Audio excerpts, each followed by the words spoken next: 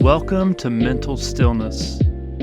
My name is Derek, and I'm excited that somehow you stumbled across this podcast. One of my goals when starting this podcast was to bring mental health conversations into leadership circles. I really think you're going to enjoy today's guest. Brad Kinckiner is a vice president of health, safety, and security for a really large materials company. They're spread out all over North America, in the U.S., and also Canada. Brad has a dynamic leadership background where he actually started in law enforcement. And you'll hear part of his story where he'll get into that and how that's progressed into what he's doing now. And one of the reasons that I appreciate Brad and his approach so much is whether he was doing law enforcement or in an executive role of a giant company, he's always leaned heavily into leadership. That's the consistent. And so we talk about a lot of different points throughout his journey and what he's learned. And I think you're really going to enjoy this conversation.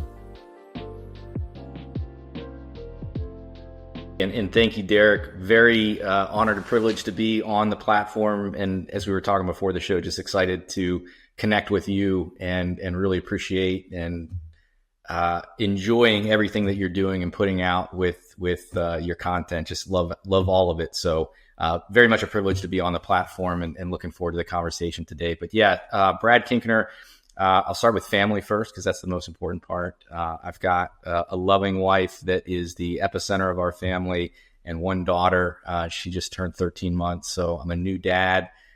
So balancing being a new dad, family, and then in my day-to-day job career, I'm in a vice president of safety and security role with a large vertically integrated construction materials company. So I oversee the safety and well-being for 7,200 employees over 750 locations in U.S. and Canada. So a very involved role, obviously very important in the means of ensuring that people come to work and go home in the same condition or better.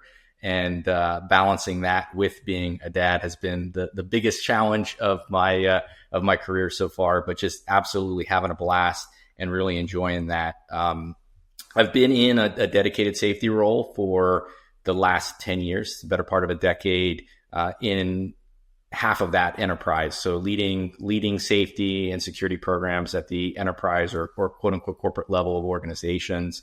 And then before that, spent 5 years in law enforcement. So I actually started my career as a police officer and moved up through a couple of different roles and responsibilities to a police lieutenant before leaving the world of law enforcement and entering the private sector. So really excited to a lot of the themes that you talk about. I've got the resilience playbook right in front of me and reference it often. A lot of the themes that you talk about there have been integral to not just my career, but balancing the personal side of things as well. So very excited to dig in and chat with you today, Derek. So no matter what space we're in, true leaders find ways to lead. You know, when you're in law enforcement and kind of moving up through the ranks there, any kind of key leadership lessons that you picked up on or really learned that prepared you for what you're doing now? Yeah, it's one great question. And I think leadership is the core of all success in any organization, right? It all comes down to leadership. Leadership is the linchpin of a successful organization. And I was very fortunate. Like when I look back, I never set out for what I'm doing right now. I always wanted to be in law enforcement.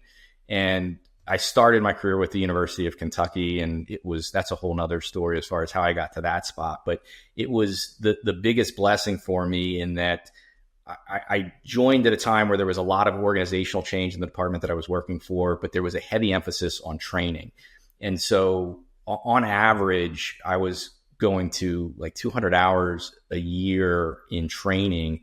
And the best part about that, going back to leadership, was as I grew in my career, that training started to be less about technical skills and more about the human and conceptual performance side of things with leading. And so it was the first class I can go back to as far as lessons.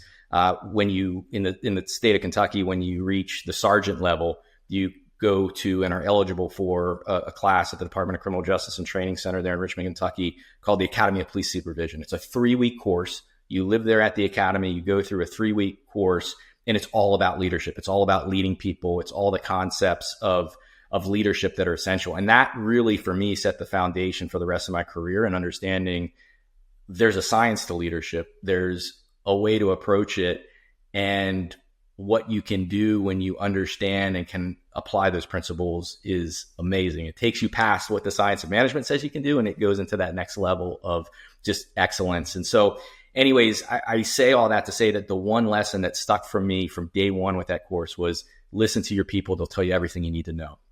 And the instructor repeated that throughout the entire, 3-week session, but it was listen to your people. They'll tell you everything you need to know. And I think there's a tendency for us to, as leaders, like think that we're going to find it somewhere else, find these answers.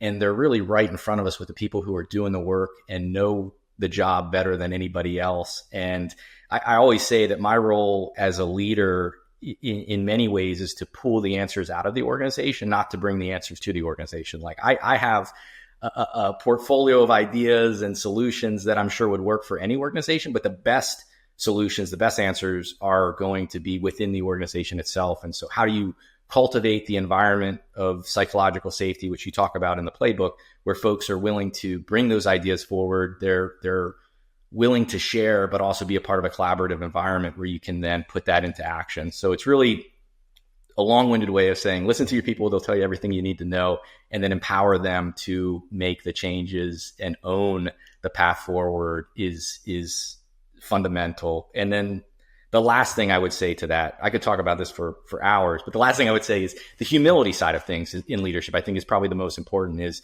I was humbled in a number of different situations and have carried that with me throughout my career of I don't have all the answers.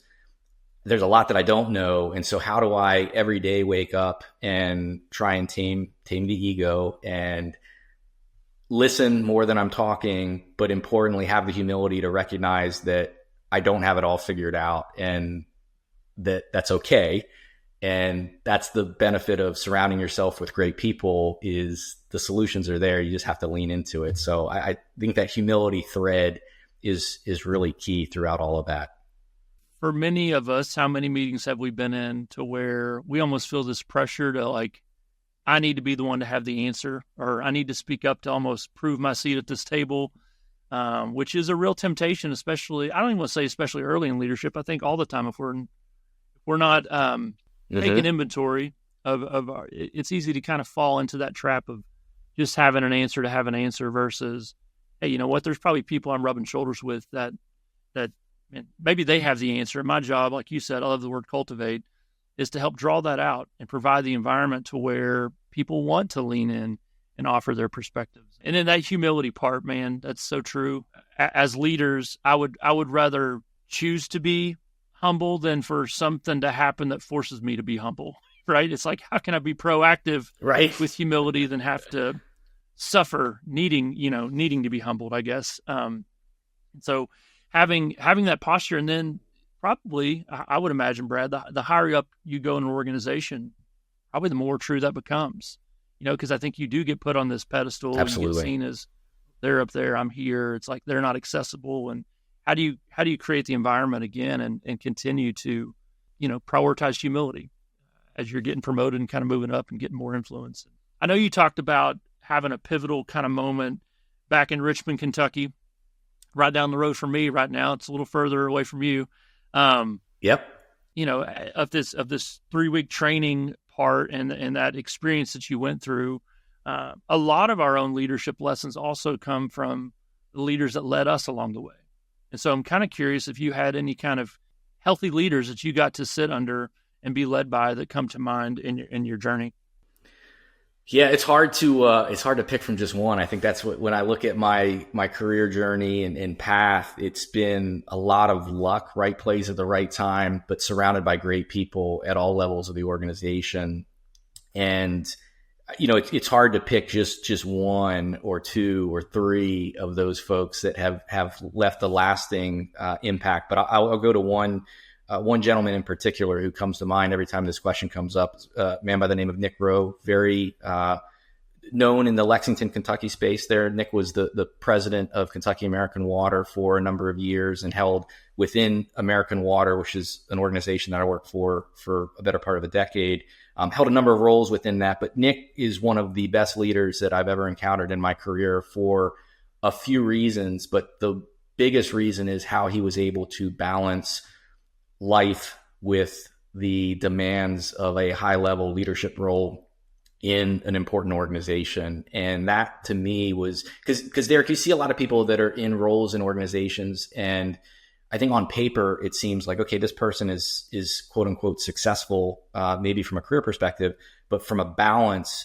there's other things that are off kilter in their life. Maybe there's not a good relation at home. Maybe their physical and mental fitness is struggling, but it's not balanced. And the one thing that Nick Rowe exemplified for me was that it was possible to achieve career success without sacrificing the balance with your family. And Nick has two daughters, very successful. They were both involved in sports growing up, and he never missed a game. He was always there. That was he had very clear boundaries at work with when he would step away and focus on family. And when he was there with work, he was there and engaged. And that for me, I always thought that there had to be a sacrifice at some point along the way. And now that I am a father, that's where my focus is at, is okay, I want to obviously invest as much as I can in the organization that I'm with and the people that are around me from a career perspective, but I also need to invest in my family and those around me that are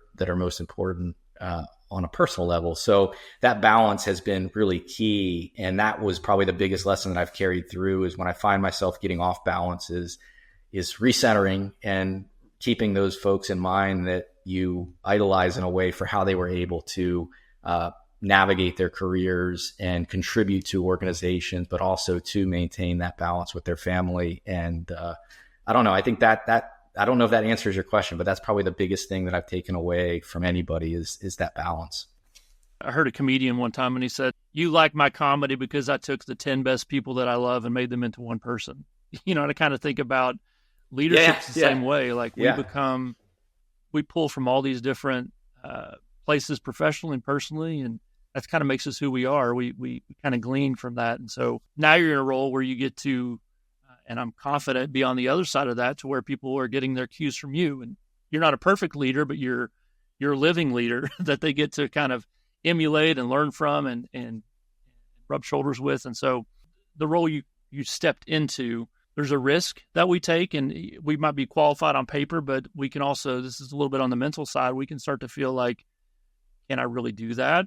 Or what skills do I lack that, sometimes imposter syndrome sets in for all of us. We start to get in our head about certain things. What kind of leadership learnings did you kind of maybe need to grow around or realize that maybe, I need to really maybe strengthen this part of my leadership style or get better in this if I'm truly going to thrive in my current role? Two items that really relate to that. And I'll start with the first. I think the transition itself of going from one career and then starting over, in a sense, from a career perspective. And yes, there are some transferable skills and knowledge sets there, but in general, it's taking a plunge and going, I think that I can make this work. I think I can, but there's uncertainty there. And so I think there's a little bit of courage. For me, I think it was more ignorance. If I look back at that career transition, I didn't know quite what I was getting into. And so I say all that to say that the opportunity presented itself. It seemed like an unknown. It seemed like, hey, if I stay in this role, I kind of know what my future is. If I make this jump, who knows what could happen or what would go down that road. So in a sense, I was qualified for the role in that, I had gotten a degree that related to it. I had the leadership experience and it on paper was a fit. And when I got into the role, I go back to the ignorance. I thought, how hard could it be, right? It's safety. The company that I'm referencing, that I left law enforcement for, is a water utility, American Water, and it's wastewater utility, the largest publicly traded water and wastewater utility in the U.S. And I jumped into it and I thought, well, it's just water. Like, you just open your tap and like water just comes out. And Derek, I remember my first day, like they had this great 2-week onboarding plan, and they were taking me to all aspects of the operations there in the greater Lexington area. And my eyes were like dinner plates, just going, what did I get myself into? You're going out on a main break, and there's trenching and excavation hazards, there's heavy machinery, there's, all these components of risk and hazards. It's just all there. And then you go to the plants, and there's chemicals and these highly regulated processes, and I'm going, what did I get myself into? And I found out real quickly, I think one is the self-talk aspect of it, right? I think it's very natural. And I find myself, you drift into that negative self-talk of, okay, what did you do? This was a mistake. You're not going to be able to figure this out. Da, da, da, da, da. And I was able to suspend that rather quickly, fortunately aware of it, and suspend that. And then the other piece was back to the humility, just asking questions. Like I would just show up and say, hey, I know nothing about what you're doing. Help me understand how you do your job. How could you get hurt? And then what from my role do you need? What can I do to help you? And Derek, when I would approach it from that angle of more like, hey, tell me what you're doing. And like, hey, I know nothing, like help me. The response was tremendous of people that were they're passionate about what they do. So they're generally interested in sharing what they do on a daily basis. And then you're genuinely interested in what they're doing. So there's this exchange. And I would just take notes every day of what did I learn? Who did I talk to? What were their concerns?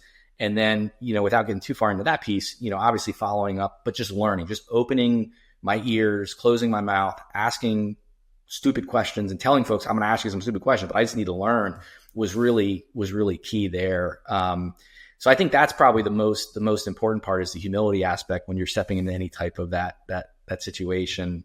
The other piece that I would add there is you talk about what are some of those lessons in that transition. I did a 360 survey, and if folks aren't familiar with what a 360 survey is, it's where you rate yourself, your peers rate you, the people above you rate you, the people below you hierarchically rate you, and it gives you this very open and honest view of your performance. And I did that midway through my safety career, and one thing that came back was communication, and it was more so I was presenting, depending on the situation, a very structured, robotic conversation and interaction. And it was really a segue from that law enforcement experience. And the feedback that I got was basically like, Brad's a great person, but he's sometimes scary when you talk to him. And Derek, me, I'm like 5'6". I mean, I'm like, I'm not an intimidating guy by any means, but that feedback was really important to me because I was like, okay, clearly there's an intent and impact, and there's not connected, right? So I'm not intending anything through how I communicate and how I interact, but there's an impact.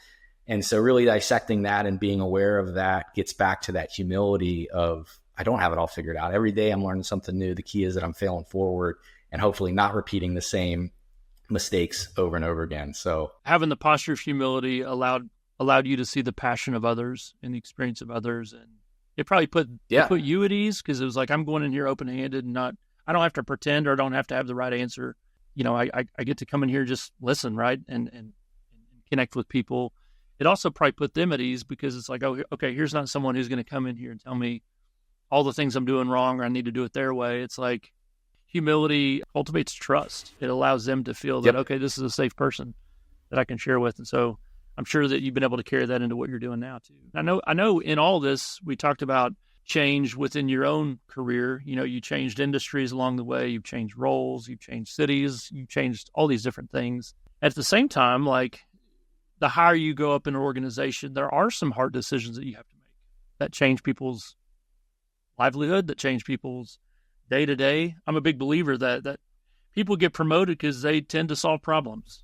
It's like you don't promote people if they can't fix things, or for an organization that deems some people worthy to be promoted, like they've shown a track record of being able to make a difference. And so I'd love to shift a little bit towards change. And so leading change at enterprise level, as you've gone in, you've learned, you've picked up on things, when you've had to make decisions and you've had to implement change and foster change and walk with people through change, just give me a little bit of insight into what change has looked like in any of your roles and how you've kept the team at the forefront of your mind through change.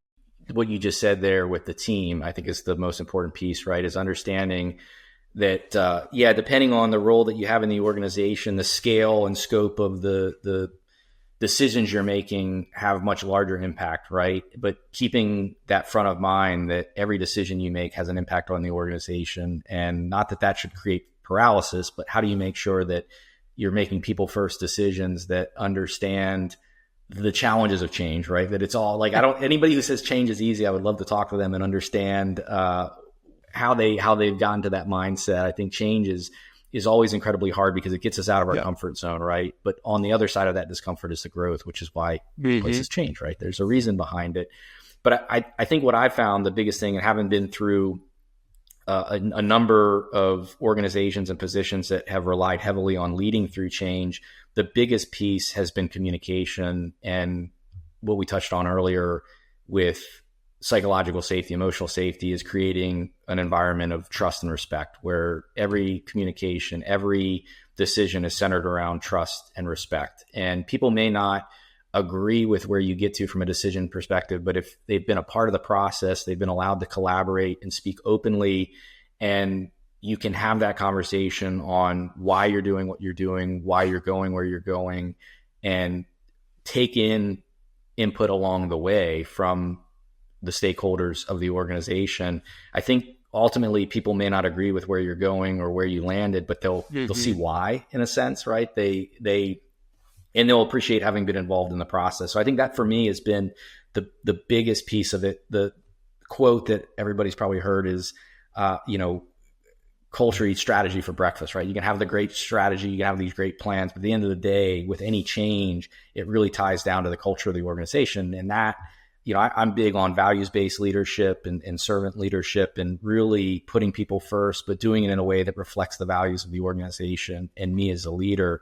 And I think once people see that and understand that's where you're going and that's why you're doing it, like I said, not everybody's going to agree with the decision, and that's okay. That's why we're in the roles we're in, is to, make those decisions and do it in a way that's calculated and makes sense for everybody, but making sure that there's input and communication and collaboration with transparency along the way. And back then as well, to the theme of humility, you're not coming into it saying, well, I know this is exactly what we have to do. And this is where, it's like that's one way to shut down any type of effective change, because people say, well, you've already got it figured out. You don't care what I have to say.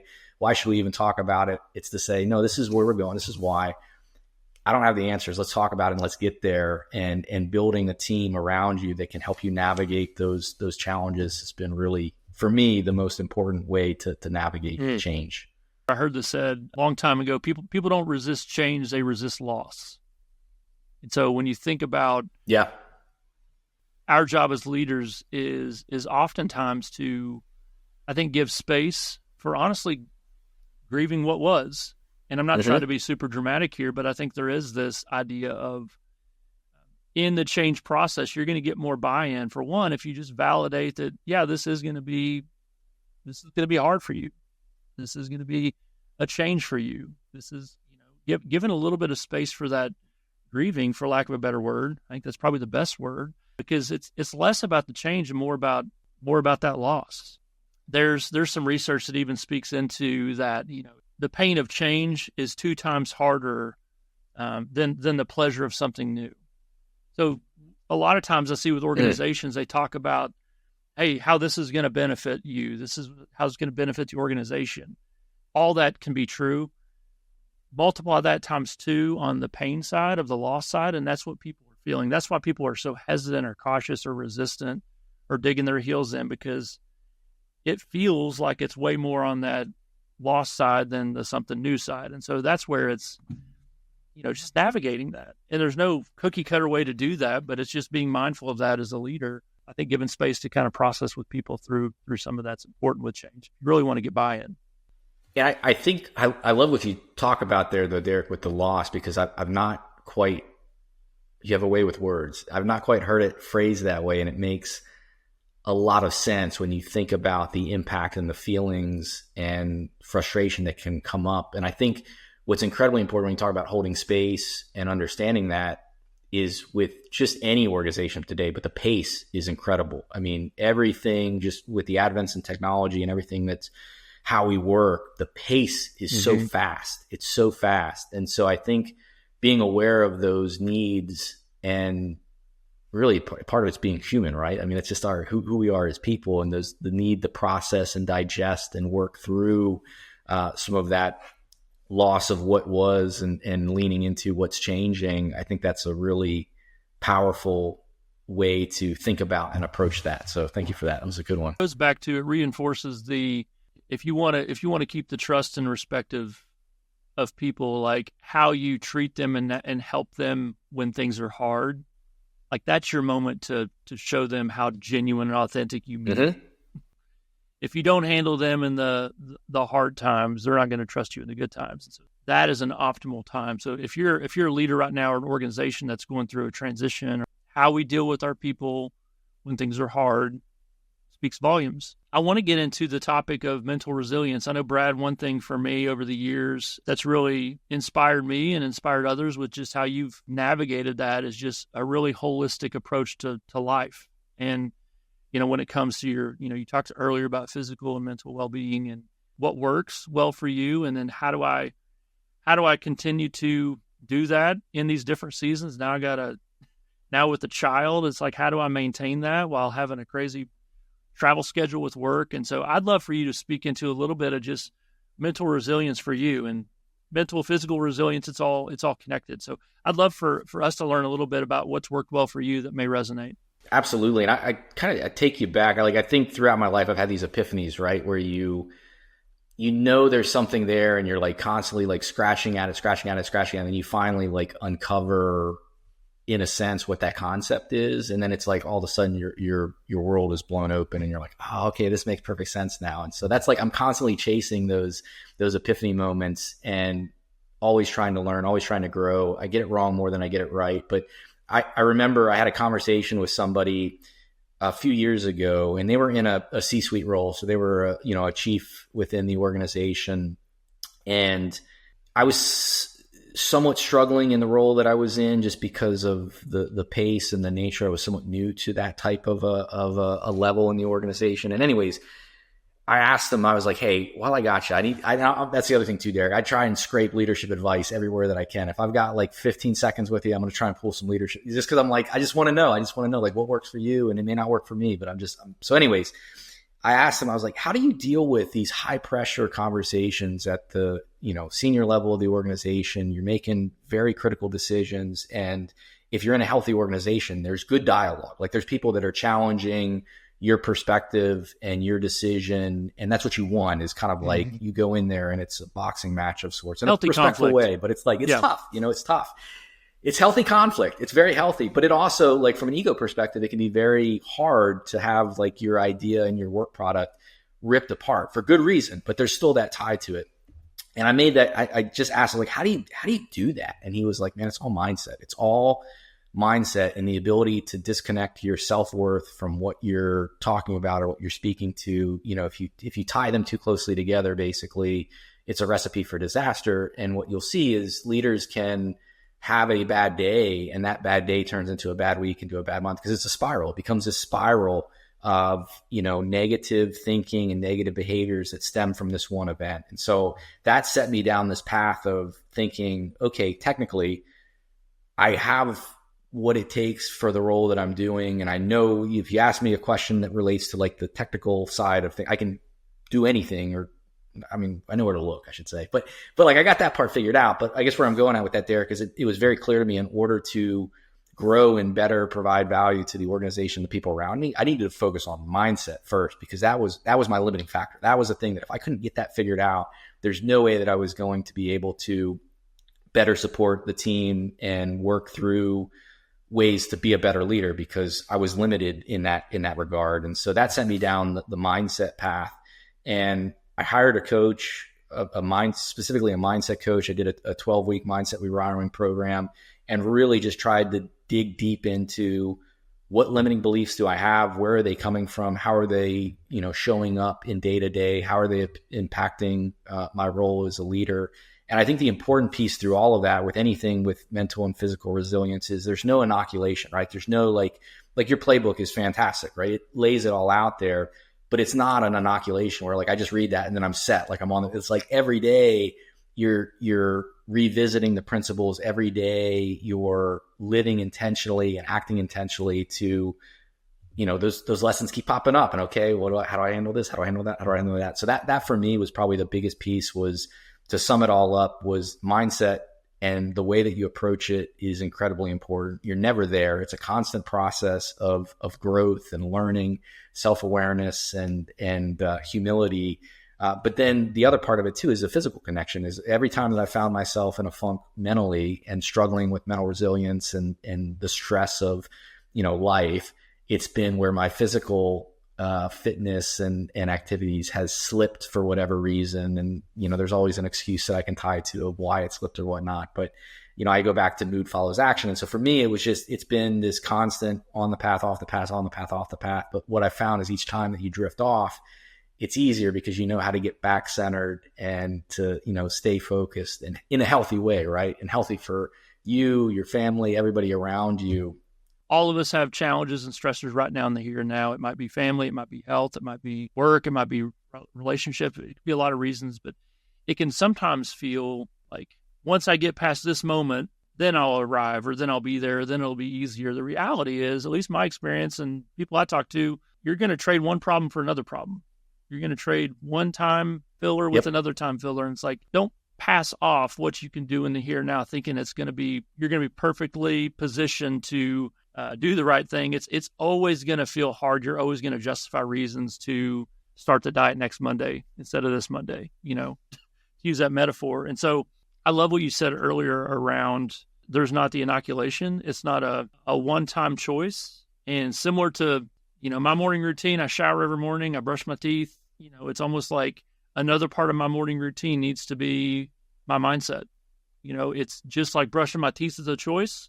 My mindset's a choice. What kind of mindset am I going to choose? And then so many things follow that, have an opportunity to step into our day and experience a lot of things based on whatever mindset we chose when we got up. And so I love that that's been a part of your regimen.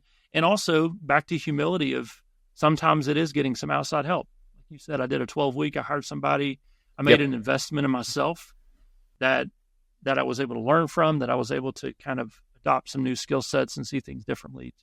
I know managing burnout is something that we all have to be aware of. That can sneak up on us too, and also especially those that we lead. Any kind of words of wisdom or learnings when it comes to, leading people well and trying to help them through burnout? Yeah, I think it's another great question. And I love the topic and the vulnerability around it, because I think that's the important aspect is we're all human.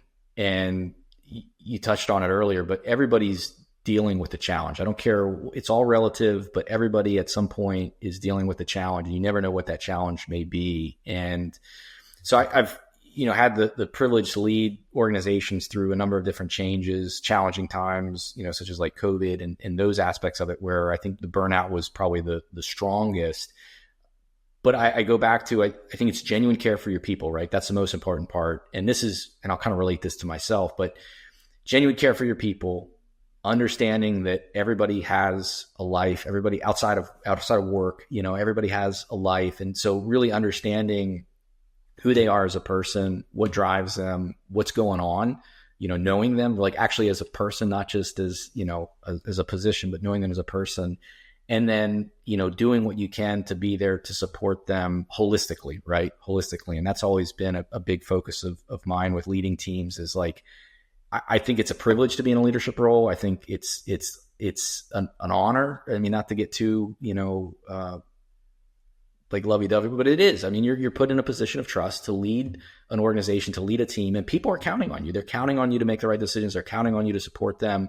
And so being the type of leader that you would want to work for and with is obviously key, but it comes down to the genuine care. Like I talked about Nick Rowe earlier. Nick always would say, people don't care how much you know till they know you care, right? That's the most important part, is to genuinely care, and you can't fake it. You have to really care about your team and your people. But I think that comes into the frequent communication. I'm big on weekly one-on-ones and check-ins, and in some cases it's a lot more frequent than that. But the reason being is you understand where somebody's baseline is, and you can see when they're off, right? And being able to have a conversation to recognize those signs and symptoms before they become bigger, and throttle, assignments, projects, support as needed based on where that person is. But you can't do that if you don't know the person and don't know, baseline for them. And you're not creating that environment of trust where you're able to say, hey, if you're burnt out, raise your hand, like we'll take care of it. And myself, I've always been late to raise my hand, and I've always focused on others around me and not so much myself. It's like, hey, I'll take care of everybody else around me, but I'm not going to take care of myself, because in a way I would view that as like selfish, or, hey, I'm the leader, I'm supposed to, basically like last in, last out, or I'm sorry, first in, last out. It's like that mindset. And what I found, Derek, was like after kind of you get to the edge and then you come back off, get to the edge, come back off. Like you found that limit of, okay, this is where I need to really take time to rest and rejuvenate when I start seeing these symptoms pop up. But I guess where I'm going with that is, for me, it was really flipping the switch of understanding that if I don't take care of myself, I can't take care of my team. So I think in a way that I'm being selfless for my team and the organization by pushing to the edge and by, squeezing everything that I can out of the day and leaving nothing behind, and then not taking the rest day, not taking time to recharge. And and it's not anybody pushing me. It's me pushing myself, just because I'm like, hey, I want to support the people around me. I want to, provide value to those that are trusting me of the roles that I'm in. But recognizing that if you push too far, you can't help anybody. It's like, you gotta take care of yourself first in order to be of service to others. And I think that's one of the bigger lessons that I've learned recently, especially becoming a dad, where you realize, like, okay, I have to be on at all times. I have to take care of myself so I can take care of my family. And if I burn myself out and make myself miserable to be around and kind of, unable to do what I would normally do, then it's of no value to anybody. Like, it's of no value to anybody. So the pacing there becomes incredibly important.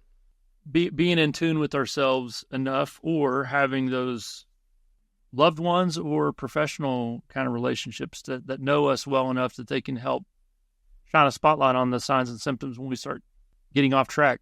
Hey, I noticed you didn't seem as engaged in that conversation. Whoever it is that can speak that truth into us externally, but then also internally, like, what are the rhythms to where we can take an inventory to kind of be still in the moment in a fast-paced environment? It's even more necessary to be proactive with getting a gauge on where am I at in this moment, and how do I get back to where I need to be if I'm not where I should be, kind of thing. It's really easy in leadership for us to give, which is great, especially servant leadership that's needed. We don't want to operate on fumes, or what we're giving is not the quality it should be. I would love just briefly to hear about any kind, and this is a little bit maybe on personal leadership. I know endurance racing is something that you've done, and done some ultras and done all kinds of things in that space. So what kind of insights and learnings about your own self that you feel like's helped you in leadership when it comes to endurance racing? Yeah, that there's so many. This is another one. Like, you're asking a great question, but there's so many different ways you can go with it. And there's two big things that I would touch on there. I think the first is the limiting beliefs and self-talk. Like that, for me, I remember exactly where I was sitting. I was working for a gentleman that he was a tough dude in general, as far as his credentials in law enforcement and in the military, and just his physical capabilities, So anyways, this was coming from a pretty solid person in my life. And he was talking about somebody, and he was talking about them like they were crazy. He's like, man, this guy goes out, he runs like ultra marathons. He's like, these are their, and I was like, dude, what is an ultra marathon? He's like, no, it's like anything over like, 26 miles. And so that sent me down like one of these rabbit holes where I got home that night and I was like, ultra, like I've never even heard of that. And so I like looked it up. And most commonly it's in trail running. So it's anything by definition, anything that's over the standard marathon route of 26.2 miles, starts at about 50 kilometers and then goes upward. But anyways, I was like watching these videos about people running these ultra marathons. And I remember just like watching video after video. And I think the most, as soon as you talk to somebody about that, they're like, I can never do that. They go to like this default of I can never do that. I can never do that. And I started like, man, like why could, like all these other people are doing them? And you know me, Derek, from high school, I'm not athletic. Like I have zero athletic capabilities. But I was like, this just seems like a sufferfest. It just seems like you just go out and you just suffer for, an extended better part of the day. And so I had this moment where I was like, I'm going to just sign up. I just signed like on a whim. I just signed up. It was the Yamacraw 50K. It's there in Stearns, Kentucky, Big South Fork. Signed up for it. And then I had this moment of like, oh, well, now that I signed up, I guess I have to actually like start training and like get it. And so I paid the money. I was committed. I talked a buddy into doing it with me. And anyways, like the rest is history. But I was looking for something when I left the police department. I was looking for something to kind of fill that gap, and stumbled into this world of ultra running. And that led into endurance cycling and endurance paddling. And I'll get back to the paddling piece, but I think the one thing that I've taken away from all of it is, or two things. One is the self-talk. And if you wake up and say, there's no way I can do it, it's 50 kilometers, there's no way I can do it, you're never going to, like, you might as well not even try, like, because you've already shut yourself down out of the gate. It's actually not hard. I don't want to minimize the physical like aspect of it, but what I did wasn't pretty. It's not pretty if you saw it like in the moment. And there's a lot of eating that goes on into, 8 hours of running. But I say all that to say that it's like, you could absolutely do it, like absolutely do it. And so watching out for the self-talk. The other part of that is back to the conversation around burnout, is technique and pace and going into it. Yeah. If you go in and you're going to be running for the next 8 hours and you say, okay, right out of the gate, I'm just going to sprint, like, you're not going to make it. Like, you're not, unless you're like the elite of the elite, like, you're not going to make it. A guy like me, I'm not going very far. So you learn you have to pace yourself, but you also have to break things down, large things, into very bite-sized pieces. And so that for me was the biggest challenge, where as the race went on, those milestones got smaller and smaller in terms of apart, right? Is you're saying, okay, I got to run 30 some miles in the next 8 hours. Well, how do I break that down to get to the next aid station? Sometimes it's just get over the hill. Sometimes it's just, I got to put one foot in front of the next, And so I take that mindset every day when I'm dealing with something big, going, okay, don't get, intimidated by the size or the scope of the issue. Break it down into what are the manageable pieces, and then pace yourself throughout that so that you can finish strong and also get up the next day and do it again. So that part has been the biggest piece. When you switch over, those are very, in many ways, individual aspects. Like, there's, obviously a camaraderie and helping other people. That's what I like about that community, is it's very like, it's not me versus you. It's like, we're in this together, and I want to see. Yeah. And if you need something, like, I've had plenty of situations where I've stopped to help other people have stopped to help me. And there's not that like us versus them mindset, which I love. And I think that really translates well into, the business side of things, right? The work side of things, because it's the same philosophy of like, we're all in this together, right? It's not my success isn't my success. It's the team success. And, so anyway, so there's that aspect of it. And then from I was very fortunate to do 2 multi-day canoe races. So the KRS 255, it's not really around anymore, but because it was pretty challenging. And as another ignorant of like, I got into it, I was like, oh, how hard could this be? And then you're like, oh, this is one of the hardest things I've ever done. But it's essentially you paddle the entire length of the Kentucky River, starting in Beattyville and ending on the Ohio River. So 255 miles. If anybody's familiar with the Kentucky River, there's locks and dams along the way, 14 locks and dams. So you've got 14 portages. And if it's not really running, you're flat. I mean, they're like 14 ponds basically, or lakes. So anyways, I did that 2 years. And for me, the big lesson there that feeds into the mental resilience is, one, energy is contagious, right? It would take one person. We were doing this in a 4-person canoe. So you had 4 people paddling, and energy was contagious. All it took was one person in a bad mood, and everybody was in a bad mood. So, but at the same time, all it takes is one person in a good mood to change everybody. And so when you're like together with people, those races lasted 4 days, and the clock never stopped. So you're just always together, always working towards that finish line. And so you were able to get really granular on human behavior and the relationships with your team members. But anyways, that part was really important, was, the energy that you bring into the situation, but also too, when you boil it down to the simplicity of like paddling a canoe and the individual efforts of the team, it became very clear when like somebody stopped, because as soon as somebody stops paddling, like the boat slows significantly. And so you recognize, one, how important your contribution is, but also two, how do you manage, because just like we talk about with burnout and breaks, sometimes you got to take a break. Sometimes you got to stop, you got to eat, you got to whatever. So how do you time that to make sure that you're not burning people out, that you're rotating through those breaks? You've got some sort of a schedule and a structure.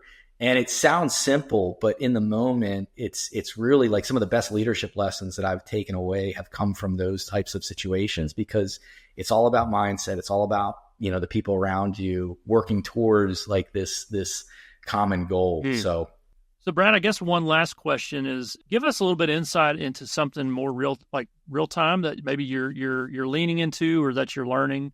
That would be helpful for us to hear. Yeah, absolutely. It's this concept of choose your hard. And so I'll zoom out. And what I mean by that is, I think as humans, we're wired for the path of comfort, the easy path. And that's just by nature, this is how we're wired, right? So what I've been trying to focus on recently is aware of that, aware of when I'm consciously, leaning towards that default of comfort, but using that as a trigger to then lean into what's hard and what's actually, the right path for what I'm trying to accomplish. And so what that looks like from a practical perspective is, like today I'm on vacation and I need to go to the gym, right? So I wake up, the alarm goes off early. All I want to do is stay in bed. The easy choice is just to stay in bed. I can always, work out another day. The hard choice though is to get up, put on your clothes, go to the gym, get a workout in and come home. And I do the gym because it makes me feel good. Like that's the reason that I'm going, is it makes me feel good. So it's in one way, when you zoom out, you could say choose your hard. It's like, it's hard to get up early and go work out and take care of yourself, but it's also hard to skip that workout and live with being in a poor mood the rest of the day, or constantly thinking about, oh man, I should have gone. There's consequences to that. So like either way is hard. It's just like which one aligns with where you're going and where you want to be and what's the best version of yourself. And so you could take that in so many different ways. I think with we were talking a lot about mental health and mindset. Like it's hard to raise your hand and say, I need help. I need to talk to somebody. I need to sort this stuff out. But it's also hard to go through life without addressing that and it compounding and creating challenges in every aspect. So it's like choose your hard. And I think that really feeds into falling in love with the process, right? There's no destination. There's no outcome. Like every day is a new day and every day is a journey, but it's really a process, and falling in love with that process of growth, of falling short and getting back on the path of, learning and making mistakes and learning from those mistakes, but ultimately driving towards that goal of being a better person and growing yourself. It never stops. So if you focus on that process, you can't help but get to, where you want to go, rather than just focusing on, if I just get there, if I can just get there. It's like, no, I'm here. Let me wake up each day trying to be the best version of myself that I can be. But I only get there by avoiding the comfort and embracing the discomfort. And that's where the real growth occurs. So I stole this from Yvon Chouinard, so who's the founder of Patagonia, and very from a business perspective, very interesting leader. But he has this concept in his book, Let My People Go Surfing, which is a great read. But anyways, he has this concept of Zen archery. And the concept of Zen archery is that a lot of times we focus on putting the arrow on the bullseye. Like that's the goal, that's the target. So we're just constantly focused on, let me just put this arrow on the bullseye. Whereas in Zen archery, you're focused on everything that leads up to that. You're focused on your technique for handling the bow. You're focusing on the arrow selection, the crafting of the arrow, the technique and the breathing of pulling the arrow back, and then the intricacies of the release. And the idea is, if you're focused and perfecting all of those aspects in the process, you can't help but hit the bullseye, right? If you're just focused on, I'm just going to hit the bullseye, 9 times out of 10, you're going to miss it. If you're focused on mastering the process and the components that lead into that, you're guaranteed to hit the outcome because you're perfecting the process. And so I think that really feeds into what we were just talking about, is let me fall in love with the process and the individual components, and the outcome will present itself. But that's really the place to get dialed in, is what are all those individual components as a leader that feed into the bigger picture.